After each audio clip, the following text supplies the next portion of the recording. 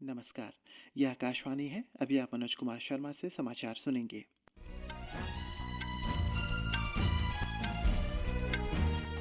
पहले मुख्य समाचार। लोकसभा चुनाव के शेष चरणों के लिए प्रचार अभियान तेज हो गया है। राष्ट्रपति द्रौपदी मुर्मू आज राष्ट्रपति भवन में दूसरे नागरिक अलंकरण समारोह में पद्म पुरस्कार प्रदान करेंगी। रक्षा सचिव गिरिधर अरमाने ने रक्षा क्षेत्र में बुनियादी ढांचा विकास के लिए आत्मनिर्भरता पर बल दिया है।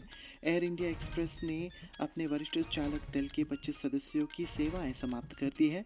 और आईपीएल क्रिकेट में आज धर्मशाला के Himachal Pradesh cricket association stadium में पंजाब किंग्स का मुकाबला रॉयल चैलेंजर्स बेंगलुरु से होगा। अब समाचार विस्तार से। लोकसभा चुनाव के शेष चरणों के लिए प्रचार अभियान तेज हो गया है। उत्तर प्रदेश में विभिन्न राजनीतिक दलों के नेता आज जोर शोर से प्रचार कर रहे हैं।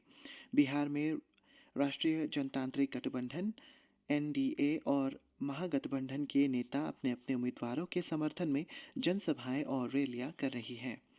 भारतीय जनता पार्टी के वरिष्ठ नेता नितिन गडकरी ने बेगूसराय संसदीय क्षेत्र में एक जनसभा में कहा है कि केवल एनडीए सरकार ही गरीबी, बेरोजगारी और भुखमरी को दूर कर सकती है। राष्ट्रीय जनता दल के नेता तेजस्वी यादव ने काराकाट संसदीय क्षेत्र में जनसभा की। दिल्ली की 7 लोकसभा सीटों पर चुनाव के लिए 238 नामांकन पत्र वैध पाए गए हैं। नाम वापस लेने का आज अंतिम दिन था। इस बीच राजधानी में चुनाव को लेकर राजनीतिक सरगर्मी तेज हो गई है। सभी दलों के उम्मीदवार समर्थकों के साथ अपने अपने क्षेत्र में जनसंपर्क कर रहे हैं। वहीं भारतीय जनता पार्टी के लोकसभा चुनाव के लिए कल 3 उम्मीदवारों की एक और सूची जारी की गई। पंजाब और आनंदपुर साहिब लोकसभा सीट में डॉक्टर सुभाष शर्मा, फिरोजपुर से राणा गुरमीत सिंह सोढ़ी और मैदान में उतर रहे हैं, जबकि संगूर संसदीय क्षेत्र से अरविंद खन्ना पार्टी के उम्मीदवार होंगे। भाजपा की केंद्रीय चुनाव समिति ने उम्मीदवारों के नामों को अंतिम रूप दे दिया है। लोकसभा चुनाव के छठे चरण के लिए नामांकन वापस लेने का आज अंतिम दिन रहा। इस चरण में 25 मई को 6 राज्यों और एक केंद्र शासित प्रदेश की कुल 57 सीटों पर मतदान होगा। छठे चरण में दिल्ली की सभी 7, हरियाणा की कुल 10, उत्तर प्रदेश की 14, बिहार और पश्चिम बंगाल की 8, ओडिशा की 6 और झारखंड की 4 सीटों पर मतदान होगा। लोकसभा चुनाव के लिए मतगणना 4 जून को होगी। राष्ट्रपति द्रौपदी मुर्मू आज राष्ट्रपति भवन में दूसरे नागरिक अलंकरण समारोह में पद्म पुरस्कार प्रदान करेंगी। पद्म पुरस्कार देश के सर्वोच्च नागरिक पुरस्कार हैं।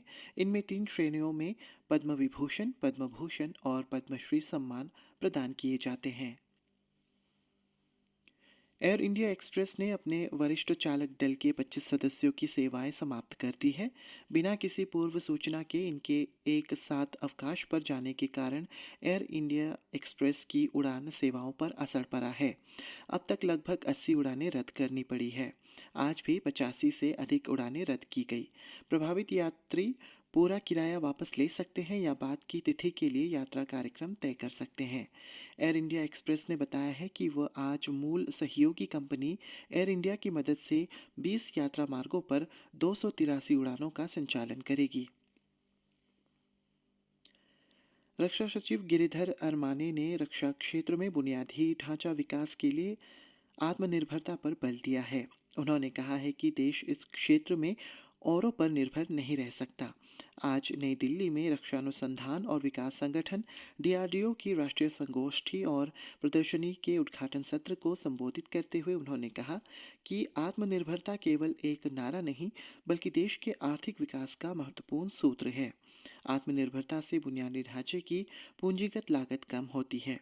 यूक्रेन के लिए अमेरिका की देर से मिली सहायता का उदाहरण देते हुए श्री अरमाने ने कहा है कि विश्व की भू राजनीति में कोई भी विश्वसनीय मित्र नहीं होता और देश दूसरों पर निर्भर नहीं रह सकता है।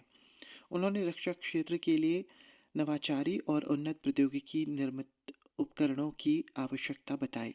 रक्षा सचिव ने कहा है कि यह संगोष्ठी बुनियादी ढांचा विकास के लिए प्रौद्योगिकी के उपयोग पर विचार विमर्श और सभी हितधारकों को एक मंच पर लाने महत्वपूर्ण प्रयास कर रहा है। डीआरडीओ प्रमुख डॉक्टर समीर वी कामत ने कहा है कि विस्फोटकों के संग्रह के लिए उन्नत तकनीक से निर्मित बुनियादी ढांचे की आवश्यकता है। केंद्रीय अन्वेषण ब्यूरो सीबीआई ने दिल्ली के राम मनोहर लोहिया अस्पताल में मेडिकल जालसाजी का पर्दाफाश करते हुए 2 डॉक्टर सहित 11 लोगों को गिरफ्तार किया है। इन पर चिकित्सा उपकरणों की आपूर्ति करने वालों पे पैसा लेने, अपॉइंटमेंट तय करने और रोगियों से रिश्वत लेने के लिए फर्जी चिकित्सा प्रमाण पत्र बनाने के आरोप साबित हुए। सीबीआई ने इनमें संबंधित 15 स्थानों पर छापेमारी और एफआईआर दर्ज की है। हमारे संवाददाता ने बताया है कि हाल में डॉक्टर और मेडिकल सप्लायर्स के खिलाफ ये दूसरी बड़ी कार्रवाई है। पिछले वर्ष सीबीआई ने एक ऐसी ही मामले में सफदरजंग अस्पताल के एक डॉक्टर को गिरफ्तार किया था। भारतीय मौसम विज्ञान विभाग ने पूर्वानुमान लगाया है कि राजस्थान और मध्य प्रदेश में कल तक भीषण गर्मी जारी रहेगी। मौसम विभाग ने कहा है कि अगले 5 दिनों के दौरान तटीय गुजरात और कल तक केरल तथा माहे में गर्मी और उमस भरा मौसम रहेगा। इस महीने की 11 तारीख तक उत्तर पूर्वी भारत में गरज, बिजली और तेज हवाओं के साथ ही हल्की से मध्यम वर्षा की भी संभावना जताई गई है। मौसम विभाग ने कहा है कि पूर्वी भारत में यह स्थिति अगले 4 दिनों के दौरान पश्चिम बंगाल, बिहार, झारखंड और ओडिशा में बनी रहेगी। दक्षिण भारत में इस महीने की 12 तारीख को तमिलनाडु, पुडुचेरी, आंध्र प्रदेश, तेलंगाना, केरल और कर्नाटक में भी वर्षा होने की संभावना है। पश्चिम और मध्य भारत में इस महीने की 12 तारीख को महाराष्ट्र, मध्य प्रदेश और छत्तीसगढ़ में तेज हवाओं के साथ छिटपुट वर्षा की संभावना व्यक्त की गई है। देश के बाकी हिस्सों में अधिकतम तापमान में कोई खास बदलाव होने की आशंका नहीं जताई गई। भारतीय चिकित्सा अनुसंधान परिषद (आईसीएमआर) ने 2024 के लिए आधुनिक खान-पान की आदतों के अनुरूप भारतीयों के लिए उन्नत आहार के लिए दिशा निर्देश जारी किए हैं। हैदराबाद स्थित राष्ट्रीय पोषण संस्थान (एनआईएन) के शोधकर्ताओं द्वारा तैयार की गई इस दिशा निर्देश में विशेष रूप से लोगों को शारीरिक रूप से सक्रिय रहने की सलाह दी गई है। इनमें नियमित रूप से व्यायाम, नमक का सीमित सेवन, उच्च वसा, चीनी, अति प्रसंस्कृत खाद्य पदार्थों को कम करने और मोटापे, अधिक वजन को रोकने के लिए कदम उठाने की सलाह दी गई है। विदेश मंत्री डॉक्टर सुब्रमण्यम जयशंकर ने आज नई दिल्ली में मालदीव के विदेश मंत्री मूसा ज़मीर से मुलाकात की। बैठक के दौरान डॉक्टर जयशंकर ने कहा है कि निकटतम पड़ोसी होने के नाते दोनों देशों के बीच आपसी हित और पारस्परिक संवेदनशीलता से संबंध मजबूत होते हैं। उन्होंने कहा है कि यह अभिव्यक्ति पड़ोसी प्रथम नीति और सागर मिशन में निहित है। विदेश मंत्री ने कहा है कि भारत मालदीव के विकास के प्रमुख भूमिका निभाता है। बुनियादी ढांचा परियोजना और सामाजिक सरोकार से लेकर चिकित्सा सहायता देकर मालदीव के लोगों के जीवन की गुणवत्ता में भारत ने सीधे योगदान किया। उन्होंने कहा है कि दुनिया आज एक अस्थिर और अनिश्चित दौर से गुजर रही है। ऐसे समय में पड़ोसी देशों की निकटतम साझेदारी बहुत मूल्यवान होता है। पाकिस्तान के कब्जे वाले कश्मीर में तनाव बढ़ने की खबर है। पाकिस्तानी प्रशासन 11 मई को होने वाले विरोध प्रदर्शन को दबाने के लिए सुरक्षा बलों की तैनाती कर रहा है। हालांकि यूनाइटेड कश्मीर पीपल्स नेशनल्स पार्टी और जॉइंट अवामी एक्शन कमेटी ने शांतिपूर्ण प्रदर्शन पर किसी बल प्रयोग के खिलाफ प्रशासन को कड़ी चेतावनी दी है। दोनों दलों ने कहा है कि यदि प्रशासन बल प्रयोग करता है तो वे अंतर्राष्ट्रीय स्तर पर विरोध प्रदर्शन करेंगे।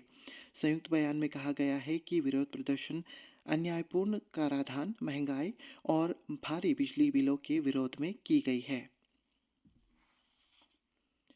भारत की स्टार टेबल टेनिस खिलाड़ी मनिका बत्रा ने जद्दा में चल रही सऊदी स्मैश में क्वार्टर फाइनल में जगह बना ली है। बत्रा ने विश्व की 14वें नंबर पर काबिज जर्मनी की नीना मत्तलहम को 11-6, 11-9, 11-7 से मात देकर क्वार्टर फाइनल में प्रवेश किया। और आईपीएल क्रिकेट में सनराइजर्स हैदराबाद ने लखनऊ सुपर जायंट्स को 10 विकेट से हरा दिया। हैदराबाद के राजीव गांधी इंटरनेशनल स्टेडियम में टॉस जीतकर पहले बल्लेबाजी करते हुए लखनऊ सुपर जायंट्स ने निर्धारित ओवर में 4 विकेट पर 165 रन बनाए। आज धर्मशाला के Himachal Pradesh cricket association stadium में पंजाब किंग्स का मुकाबला रॉयल चैलेंजर्स बेंगलुरु से होगा। इसी के साथ ये समाचार बुलेटिन समाप्त हुआ। नमस्कार।